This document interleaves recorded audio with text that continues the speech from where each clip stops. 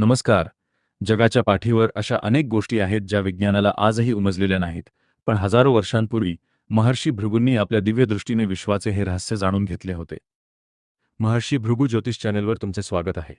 येथे आपण केवळ भविष्य पाहत नाही, तर पंचमहाभूते, ग्रहांची हालचाल आणि प्राचीन भारतीय ऋषींनी दिलेल्या ज्ञानाच्या आधारे आपले जीवन कसे सुधारावे याचा प्रवास करतो. चला, स्वतःचा शोध घेऊया. नमस्ते. तुम्ही कधी विचार केला आहे का की आपण ज्या मातीवर चालतो, जे पाणी पितो आणि ज्या हवेत श्वास घेतो, त्यांचा आपल्या नशिबाशी काय संबंध असेल? महर्षी भृगू, ज्यांनी काळाच्या पलीकडे जाऊन मानवाचे भविष्य पाहिले, त्यांनी सांगितले होते की हे संपूर्ण विश्व फक्त 5 गोष्टींनी बनलेले आहे. पण हे केवळ विज्ञान नाही, हे तुमचे अस्तित्व आहे. तुमच्या कामात अडथळे येत आहेत की घरात सतत आजारपण असते? कदाचित तुमच्या शरीरातील किंवा घरातील एखादे महाभूत असंतुलित झाले असेल. आजच्या या विशेष भागात आपण अव्यक्तपासून महाभूतापर्यंतचा असा प्रवास पाहणार आहोत, जो तुमचे स्वतःकडे पाहण्याचा दृष्टिकोन कायमचा बदलून टाकेल. मित्रांनो, महर्षी भृगूंच्या ज्ञानपरंपरेत शिरावे तर आपल्याला विज्ञानाच्या पलीकडचे एक महान सत्य समजते. हे जग, हे शरीर आणि तुमचे नशीब अचानक तयार झालेले नाही. यामागे एक अत्यंत सूक्ष्म आणि पद्धतशीर क्रम आहे. चला, हा प्रवास समजून घेऊया. सुरुवातीला काहीच नव्हते. ना सूर्य होता, ना पृथ्वी, ना काळ. या अवस्थेला ऋषींनी अव्यक्त म्हणजे अनमॅनिफेस्टेड म्हटले आहे. विचार करा, जेव्हा एखादा कवी कविता लिहायचा विचार करतो, तेव्हा ती कविता त्याच्या मनात असते, पण ती कागदावर नसते. ती तिथे आहे, पण ती कुणाला दिसत नाही. तसेच हे संपूर्ण विश्व एका सुप्त शक्तीच्या रूपात शांत होते. हे म्हणजे एक असे बी आहे, ज्यात वडाचे झाड लपलेले आहे, पण ते अजून जमिनीतून बाहेर आलेले नाही. मग एक क्षणी सृष्टीमध्ये एक स्पंदन निर्माण झाले. सृष्टीला वाटले की आता व्यक्त व्हावे, स्वतःला प्रकट करावे. तिथे जन्माला आली महत, म्हणजेच ब्रह्मांडीय बुद्धिमत्ता किंवा कॉस्मिक इंटेलिजन्स. ही केवळ माणसाची बुद्धी नाही, तर हा तो नियम आहे ज्यानुसार हे जग चालणार होते. जसा एखाद्या इमारतीचा नकाशा म्हणजे ब्लूप्रिंट आधी इंजिनिअरच्या डोक्यात तयार होतो, तशी ही कॉस्मिक इंटेलिजन्स शक्ती आहे. ही शक्ती ठरवते की अग्नी उष्णच असेल आणि पाणी खालच्या दिशेलाच वाहेल. ही सृष्टीची पहिली हालचाल आहे. आता पुढचा टप्पा येतो, तो म्हणजे अहंकार. पण थांबा, इथे अहंकार म्हणजे मी मोठा आहे असा गर्व नाही. अहंकार म्हणजे जाणीव, स्वतःचे अस्तित्व वेगळे असल्याची जाणीव, म्हणजे द प्रिन्सिपल ऑफ आयडेंटिटी. जोपर्यंत ही जाणीव निर्माण होत नाही, तोपर्यंत सृष्टी एकच असते. या अहंकारामुळे विश्वाचे 2 भाग झाले. एक कॉन्शियसनेस ही ती चैतन्य शक्ती आहे, जी स्वतः अस्तित्वात असते आणि संपूर्ण विश्वाला अनुभवते. 2. मेटर म्हणजे ते सर्व काही जे डोळ्यांना दिसते, ज्याला वजन आहे आणि ज्याला शक्ती अनुभवात आणते. शक्ती ही द्रष्टा पाहणारी आहे, तर पदार्थ हा दृश्य ज्याला पाहिले जाते आहे. या दोघांच्या मिलनामुळेच सृष्टीचा खेळ सुरू होतो. आध्यात्मिक भाषेत शक्ती म्हणजे पुरुष जो अपरिवर्तनीय आहे आणि पदार्थ म्हणजे प्रकृती जी सतत बदलत राहते. या टप्प्यावर मी आणि हे जग अशा 2 भिंती उभ्या राहिल्या. म्हणूनच ज्योतिषशास्त्रात जेव्हा तुमचा अहंकार किंवा स्वाभिमान दुखावला जातो, तेव्हा तुमच्या जीवनातील ऊर्जेचा समतोल बिघडतो, कारण तुमचा उगम याच तत्वात आहे. पंचमहाभूते थेट तयार झाली नाहीत.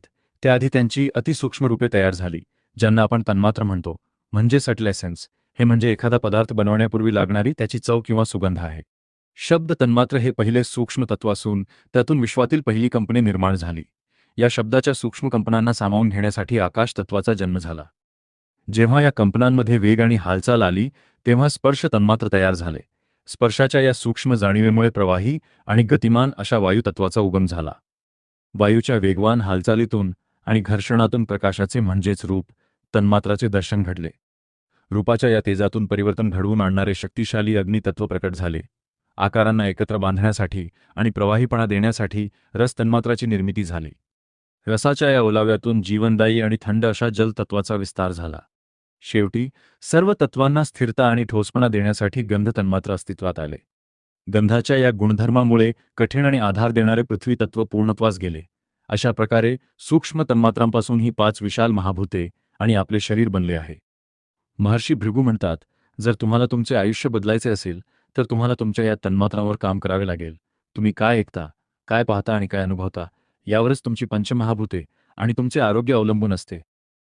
तुम्हाला कधी असे वाटले आहे का, की काही लोकांच्या बोलण्यात इतकी शक्ती असते, की समोरचा माणूस भारावून जातो? हे त्यांच्या आकाश तत्वाच्या शुद्धतेमुळे असते. तुमच्या कुंडलीत जेव्हा एखादा ग्रह खराब होतो, तेव्हा तो तुमच्या या सटल एसेन्स यांना दूषित करतो. म्हणूनच काही लोकांना चुकीच्या गोष्टी ऐकायला किंवा पाहायला आवडतात. हा या व्हिडिओचा सर्वात महत्त्वाचा भाग आहे. ऋषीमुनी म्हणतात, यत्पिंडे तद ब्रह्मांडे, म्हणजे जे या विशाल विश्वात आहे, तेच तुमच्या या छोट्याशा शरीरात आहे. चला तर पाहूया पंचमहाभूत म्हणजे काय. पहिलं आकाश तत्व म्हणजे केवळ रिकामी जागा नव्हे, तर ते सर्व अस्तित्वाला सामावून घेणारे अनंत माध्यम आहे. आपल्या शरीरातील कान, फुफ्फुसांतील पोकळी आणि प्रत्येक पेशीमधील सूक्ष्म अंतर हे आकाश तत्वाचे स्वरूप आहे. ज्योतिषशास्त्रानुसार आकाश तत्वाचा थेट संबंध गुरुग्रहाशी असतो, जो विस्तार आणि ज्ञानाचा कारक आहे.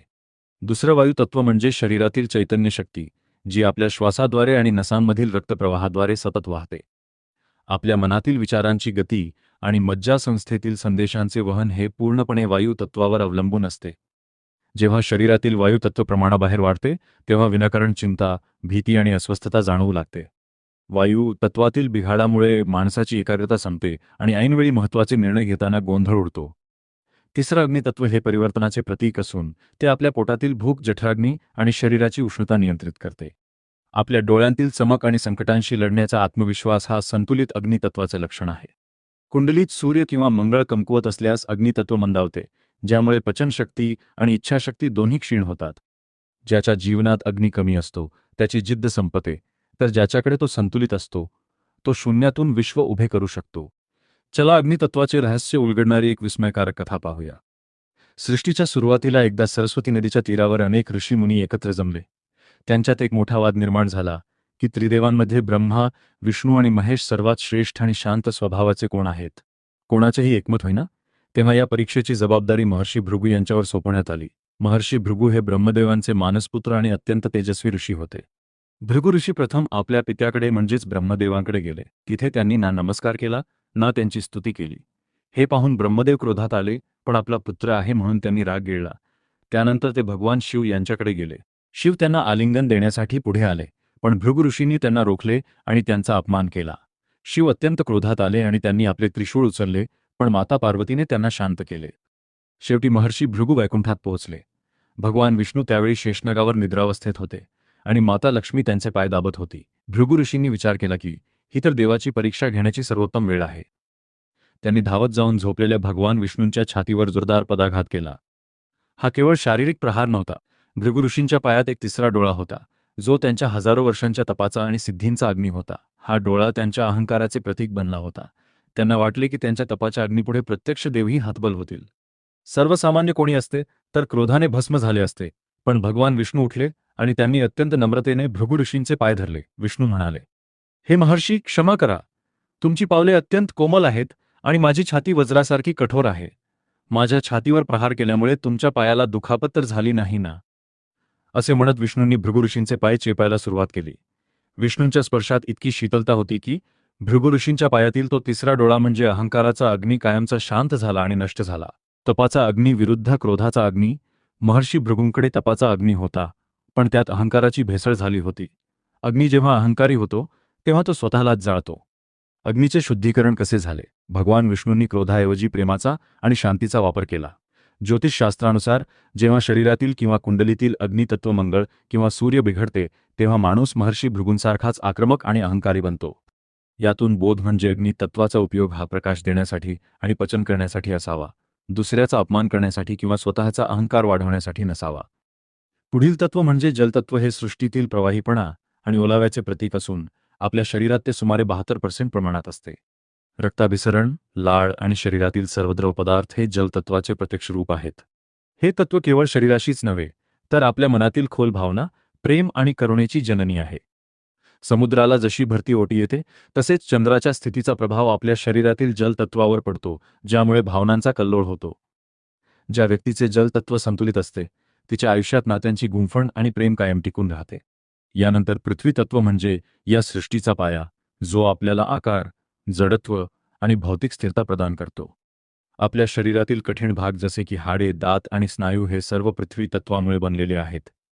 हे तत्व आपल्याला जमिनीशी जोडून ठेवते आणि जीवनात व्यावहारिक दृष्टिकोन आणि सहनशीलता देते.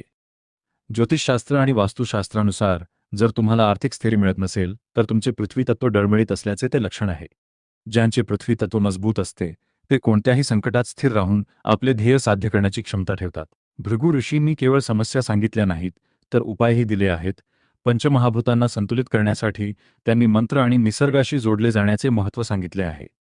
आकाश तत्वाच्या शुद्धीसाठी दररोज किमान 15 ते 20 मिनिटे पूर्ण मौन पाळणे अत्यंत प्रभावी ठरते. ध्यान म्हणजे मेडिटेशन केल्यामुळे मनातील विचारांची गर्दी कमी होते आणि आकाशासारखी शांतता व विस्तार अनुभवता येतो. वायू तत्वावर नियंत्रण मिळवण्यासाठी दररोज प्राणायाम करणे आवश्यक आहे, ज्यामुळे शरीरातील ऑक्सिजनचा प्रवाह सुधारतो. सकाळी लवकर मोकळ्या हवेत चालण्यामुळे फुफ्फुसांची कार्यक्षमता वाढते आणि वायुदोष संतुलित होतात. अग्नितत्वाच्या संवर्धनासाठी नियमितपणे सूर्योपासना करावी, ज्यामुळे आत्मविश्वास आणि पचनशक्ती वाढते.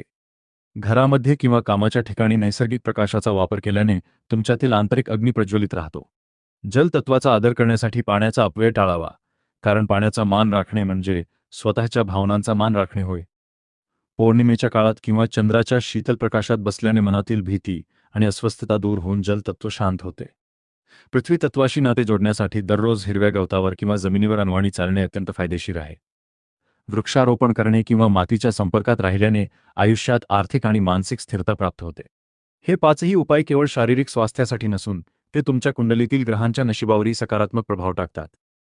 जेव्हा तुम्ही निसर्गाच्या या 5 शक्तींशी एकरूप होता, तेव्हाच महर्षी भृगूंनी सांगितल्याप्रमाणे पिंडी ते ब्रह्मांडी असा समतोल साधला जातो. आज आपण पाहिले की आपण केवळ हाडामांसाचे शरीर नाही, तर या 5 महान शक्तींचे स्वरूप आहोत. जर तुम्ही या तत्वांना समजून घेतले, तर तुम्ही तुमचे आरोग्य आणि नशीब दोन्ही बदलू शकता. पुढच्या भागात आपण पाहणार आहोत आकाश तत्व तुमच्या कुंडलीत आणि जीवनात नेमके काय खेळ खेळते. तुमचे नाव किंवा तुमची रास आकाश तत्वाशी कशी जोडलेली आहे ते जाणून घेण्यासाठी चॅनेलला सबस्क्राईब करा आणि खाली कमेंट्समध्ये सांगा तुम्हाला या 5 पैकी कोणत्या तत्वाबद्दल अधिक जाणून घ्यायला आवडेल. धन्यवाद.